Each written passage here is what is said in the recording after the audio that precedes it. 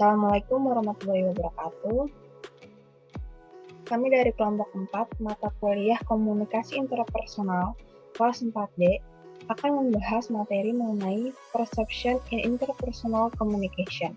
Dengan saya, anggotanya yaitu Safalina Fariska, Salsabila Febrianti, dan Arifatullah.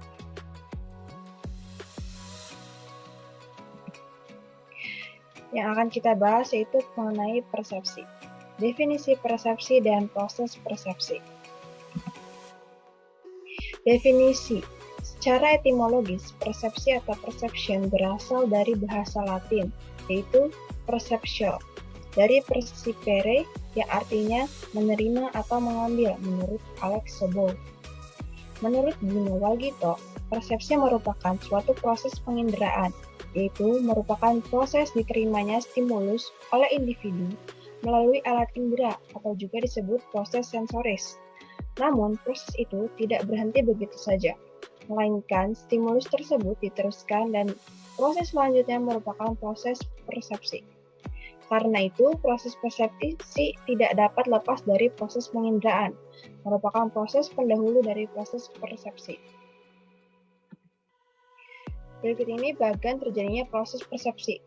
Tahapan pertama yaitu melalui proses seleksi, kemudian melalui tahap proses organisasi, dan yang terakhir melalui proses interpretasi.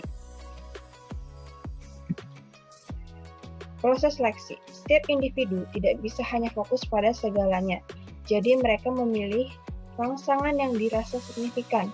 Itulah mengapa dua orang mungkin melihat hal yang sama, tetapi melihat hal-hal berbeda. Faktor yang biasa mempengaruhi seleksi yaitu A. Peristiwa luar biasa yang dapat menarik perhatian. B. Perubahan yang signifikan. C. Objek yang memang ingin diperhatikan. D. Ketajaman indera. E. Motivasi dan kebutuhan. F. Harapan. Dan G. Budaya. Dorongan emosional juga dapat mempengaruhi perhatian selektif yang diberikan manusia pada rangsangan. Beberapa contoh fenomena ini adalah: pertama, selective retention, yaitu hanya mengingat apa yang memperkuat keyakinan, nilai, dan harapan Anda. Yang kedua, selective perception, yaitu kecenderungan untuk memahami apa yang Anda inginkan. Dan yang ketiga, yaitu selective exposure, yaitu Anda memilih apa yang ingin Anda expose berdasarkan pada keyakinan nilai dan ekspektasi Anda. Dan selanjutnya materi akan dibacakan oleh saudara Arifatullah. Saya akan melanjutkan dari materi yang setelah Safana sampaikan. Lalu di sini proses persepsi itu ada, yang kedua itu ada organisasi. Proses organisasi memiliki 4 skema kognitif untuk memahami fenomena. Menurut Kelly 1995. Yang pertama itu ada prototype, yaitu contoh terbaik atau paling ideal dari masing-masing kategori. Bentuknya itu seperti keluarga, sahabat, dan lain-lain. Lalu yang kedua itu ada konstruk personal, yaitu standar yang digunakan untuk mengukur seseorang atau situasi bipolar atau dua kutub. Bentuk fenomenanya itu seperti jelek tidak jelek, pintar dan tidak pintar. Lalu generalisasi prediktif mengenai orang dan situasi. Bentuknya itu seperti suku di India. Lalu yang keempat itu pedoman atau panduan berperilaku berdasarkan apa yang terjadi dan pengamatan kita dalam situasi.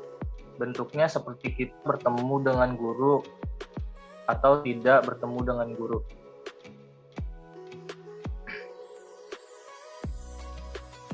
Lalu di sini yang ketiga itu ada interpretasi. Jadi ada beberapa faktor yang mempengaruhi dari interpretasi itu, yaitu ada 7. Yang pertama ada usia, jenis kelamin, budaya, suasana hati, fisiologi, pengalaman pribadi, dan stereotip.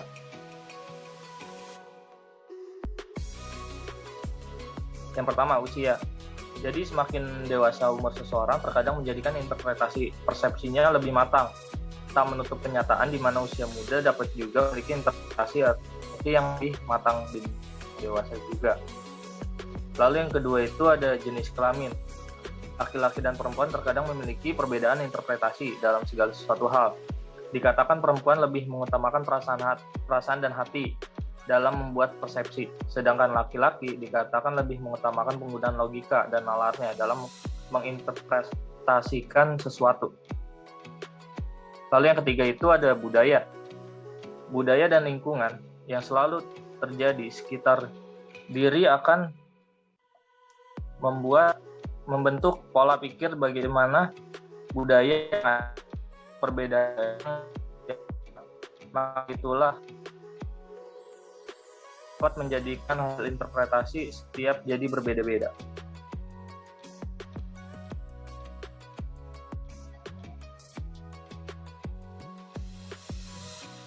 Lalu yang keempat ini ada suasana hati. Perbedaan suasana hati juga dapat mempengaruhi, yaitu karena dialami oleh setiap individu akan mempengaruhi proses interpretasi pemikirannya.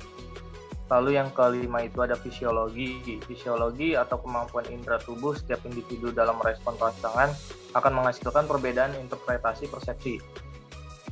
Lalu yang keenam, pengalaman pribadi. Pengalaman yang dimiliki setiap pribadi akan membentuk pola pikir yang berbeda-beda.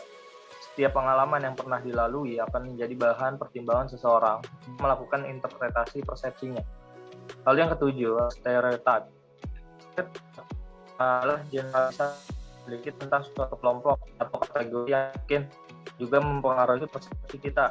Ketika kita stereotip seseorang, kita menerapkan persepsi umum milik kita dari suatu kelompok tertentu kepada seorang individu. Ini membantu menyederhanakan proses persepsi dan membentuk dengan cepat.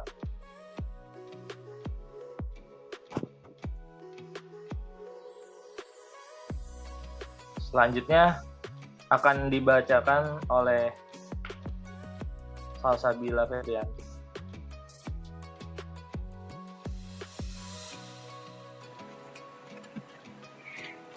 Ya, selanjutnya adalah pengaruh persepsi pada komunikasi interpersonal. Terdapat dua jenis contoh komunikasi tertentu yang berbeda dalam cara penyampaian pesan yang dapat menghasilkan masalah berbeda yang terkait dengan perbedaan persepsi yang berpotensi mengganggu makna pesan. Kedua jenis komunikasi interpersonal ini adalah komunikasi verbal dan komunikasi nonverbal. Komunikasi verbal mencakup semua jenis komunikasi lisan di mana pesan, ide, atau pemikiran disampaikan melalui ucapan. Contoh jenis komunikasi ini di tempat kerja termasuk rapat, wawancara tatap muka, ulasan klien atau dewan, atau bahkan diskusi saat istirahat. Komunikasi nonverbal mencakup semua jenis komunikasi yang tidak diucapkan dan dapat mencakup metode yang lebih langsung, seperti menulis, misalnya surat, kertas, email, pesan bisnis, dan metode tidak langsung seperti bahasa tubuh, ekspresi wajah, atau nada suara.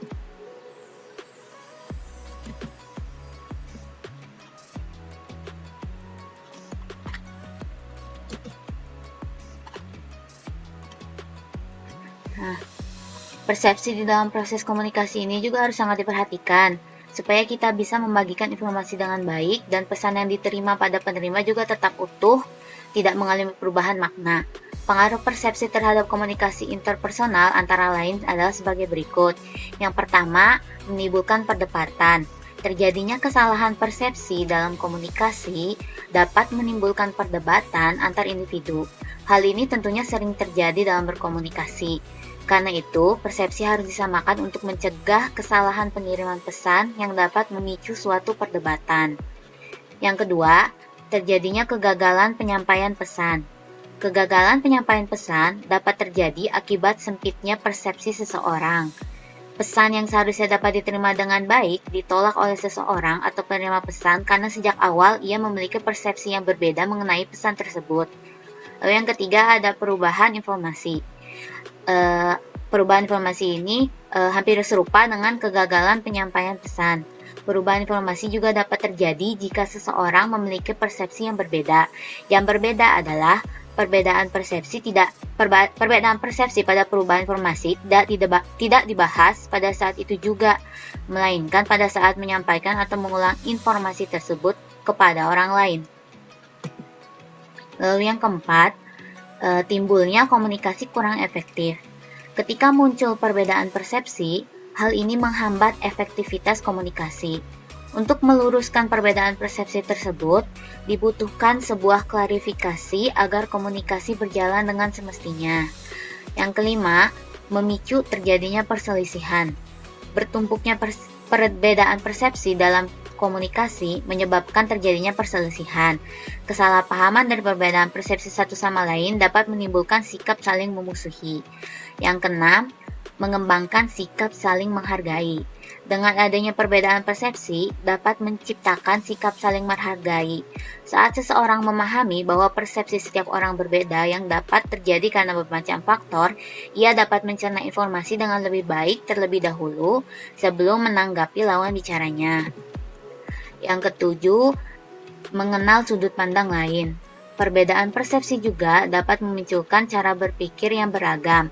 Kita dapat melihat bermacam pemikiran dari sudut pandang yang berbeda. Hal ini tentunya dapat memperluas persepsi kita.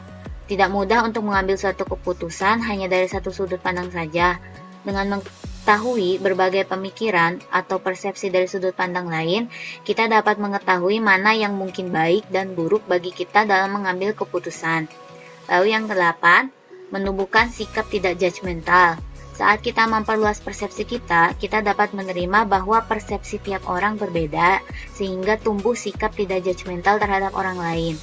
Seseorang akan berusaha bersikap netral terlebih dahulu selama proses komunikasi antar pribadi, hingga kemudian menyimpulkan berdasarkan pemikiran yang sudah membandingkan persepsi lain.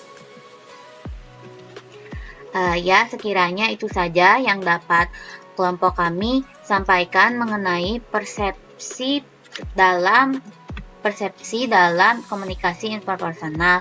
Apabila kurang atau terjadi kesalahan, mohon dimaafkan. Semoga ilmu yang telah kami sampaikan ini dapat bermanfaat. Wabillahi taufiq wal hidayah. Wassalamualaikum warahmatullahi wabarakatuh.